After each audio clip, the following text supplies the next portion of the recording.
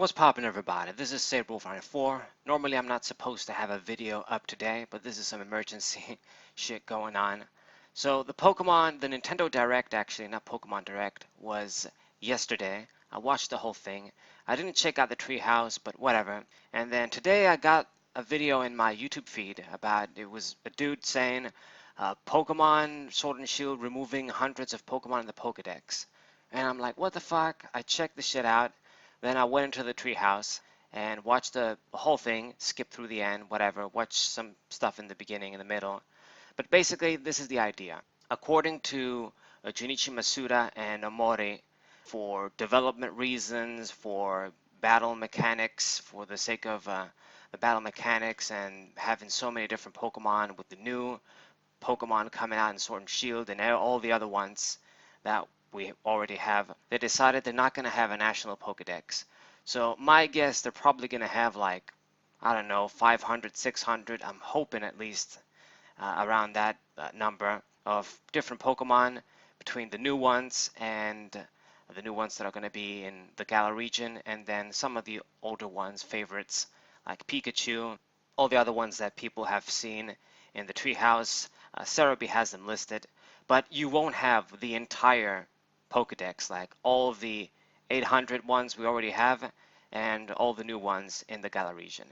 And you know what? I'm not going to go into where the Pokemon franchise is going and all that shit, but I'm just going to give you guys my solution, which is a pretty simple solution, but they're not going to do that to this whole thing. Because it does make sense. What do they say when it comes to the development and there's too many Pokemon to work on all the time and include? Yeah, that's a legitimate concern. They make these games every 3 years, and the the Pokedex just keep growing and growing. We're gonna have thousands of Pokemon, and just including them every time, and doing all this shit. I can imagine it's hard work. It's not an easy thing. It's a legitimate concern. Will the Pokedex keep growing and growing?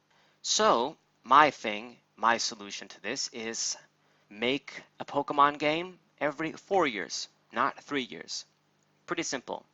Maybe some of you guys don't know this, but between the 2002 original release of Ruby and Sapphire in Japan and the Diamond and Pearl release in 2006 in Japan once again, that was a 4-year release. Most of the time is a 3-year release between the generations, but that was an exceptional 4-year release.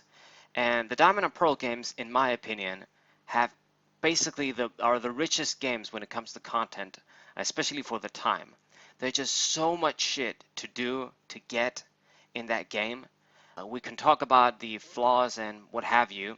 Tamashi Hiroka knows them very well. But the thing is that Pokemon game did not lack content. It was rich with content. Like, even if you exclude Pokemon Platinum, which is the superior version of the three, it's the definitive version, I should say, Diamond and Pearl just still stand on their own feet as excellent Pokemon games. So my thing is, why don't they just do that? The development thing, okay, is a legitimate concern, but as long as you have more time and you just make a complete, proper Pokemon game, that's the most important thing at the end of the day.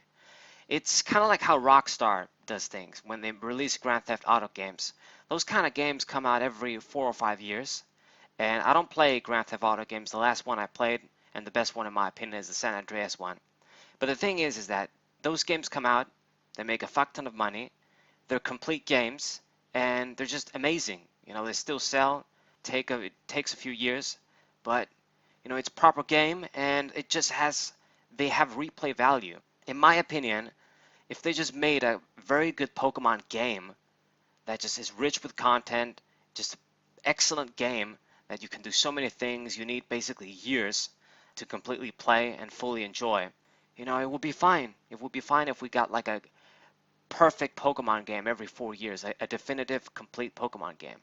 But what they do, of course, it's all because of the money. They make a bunch of Pokemon games. You got your 2 versions, and then you got like another more complete game that comes out the next year.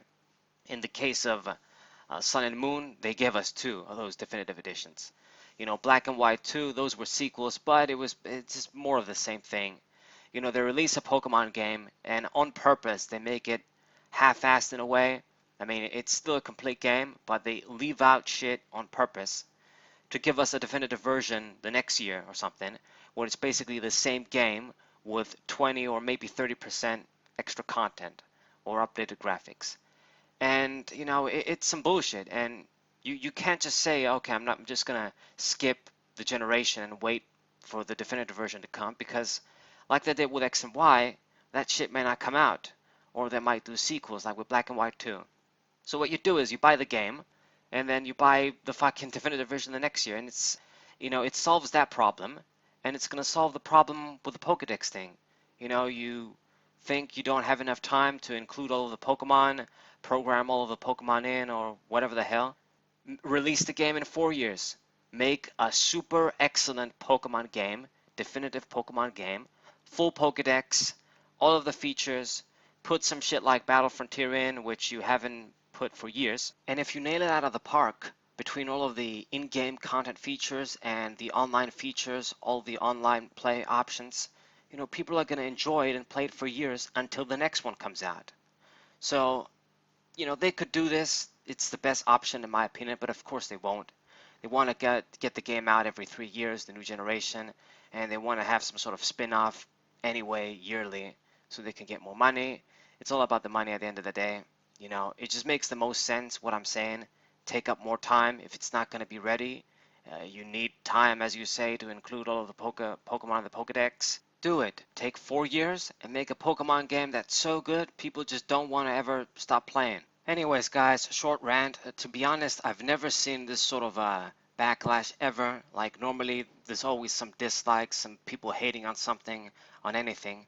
But I've never seen like a Nintendo treehouse Pokemon video where there's more dislikes than likes. I mean, it's basically halfway there, like 11,000 likes and 12,000 dislikes from when I last checked. But I mean, I just never seen something like this. So this might be pretty big.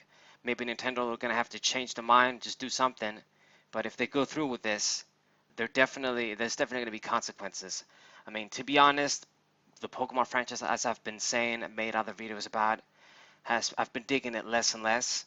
The mainline games, they just don't have the heart and soul like the old school games had. Like pretty much until DP, maybe Black and White, they had some good shit in too. And even though Pokemon games are still good when they come out, they're quality games. They just don't live up to how the old school games were. I don't know, maybe I'm just an old motherfucker at this point, but they don't have that heart and soul. They don't have that traditional RPG soul to them. I don't know. Anyways, so end rant. Hope you guys enjoyed. Hope you guys subscribe. Leave a like and share this video with your friends. I'll be back with my usual TCG tomorrow, TCG content tomorrow. Cerebral 94. Thank you guys for watching. We'll say.